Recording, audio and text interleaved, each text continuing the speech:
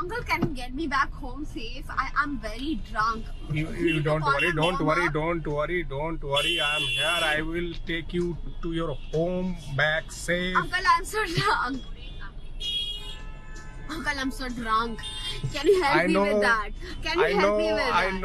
I know you are drunk, beta. Please, I am please very- keep quiet. I will take you home. I will try to keep quiet. I will take you to home. बहुत बढ़िया काम किए हैं आप। Thank you. और हमने देखा कि आपने कैसे एक जो नाजुक सी लड़की थी और उनके साथ आप गाड़ी से उनको घर तक छोड़ दिए। बहुत ही बड़ी काम है ये एक लड़का के लिए, एक कोई भी इंसान के लिए, इंसानियत के नाते। हमारे साथ इस वक्त जुड़ रहे हैं मुन्ना अजीज मलिक। कुछ दिन से हम देख रहे थे कि एक वीडियो वायरल हो रही थी और ये क्रिसमस ईव की वीडियो है जहाँ पे एक लड़की ड्रंक इन स्टेट पे थी लेकिन अपने घर पहुँचना चाहती थी। और यही जो कैब ड्राइवर, अगर बोला जाए तो ये सिर्फ कैब ड्राइवर नहीं है, ये 2014 में जो प्राइमरी टेट की जो टीचर रिक्रूटमेंट हुई थी उसमें उनको चांस मिला था। और वही टीचर कम कैब ड्राइवर है जिन्होंने एक इंसानियत के नाते रात के वक्त पर एक लड़की को अपने घर तक छोड़ा था। सबसे पहले बहुत बहुत बधाई आपको। ये बताइए कि क्या घटी थी उस दिन रात को। हमने हालांकि ये जो वायरल वीडियो हुई है उसमें हमने देखा है, लेकिन कहाँ से आपको ये पैसेंजर मिला, कहाँ तक आप छोड़े, क्या थी बात? यूजुअली जैसे हम लोग बुकिंग लेते हैं तो रात के टाइम था 10:30-11 बजे तक। तो कलकत्ता में साउदर्न एवेन्यू वहाँ से बुकिंग था एयरपोर्ट एरिया का।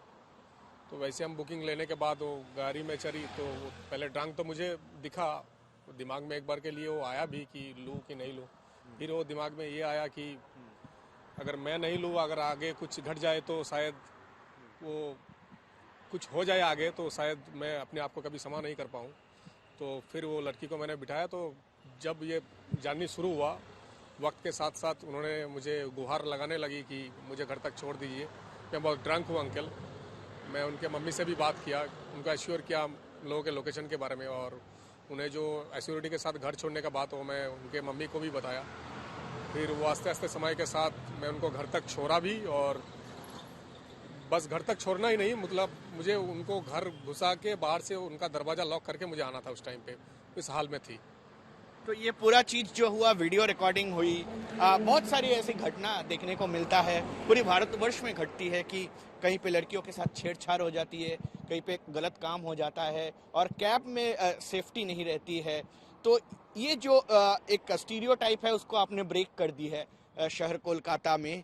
कुछ थैंक यू वगैरह मिला, बाद में बात हुई थी लड़की से या उनके परिवार से?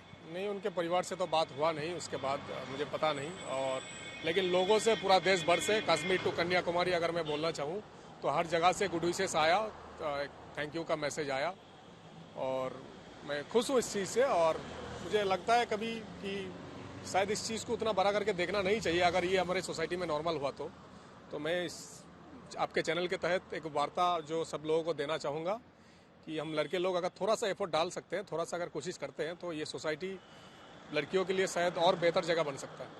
बहुत बहुत धन्यवाद आपको, बहुत बहुत बधाइयाँ। आगे के दिन पे भी यही काम करते रहिए। जैसे कि मैं सो रहा हूँ तो पिताजी को जगाना है मुझे, तो वो डायरेक्ट उठाने के बजाय, और हिंसा की परंपरा मेरे यहाँ नहीं थी सौभाग्य से, तो वो क्या करते थे कि उस कमरे में आ जाएंगे या बाहर से गुजरेंगे और चौपाई बोलेंगे, प्रात काल उठ गए रघुनाथा मात पिता गुरु नावई माता।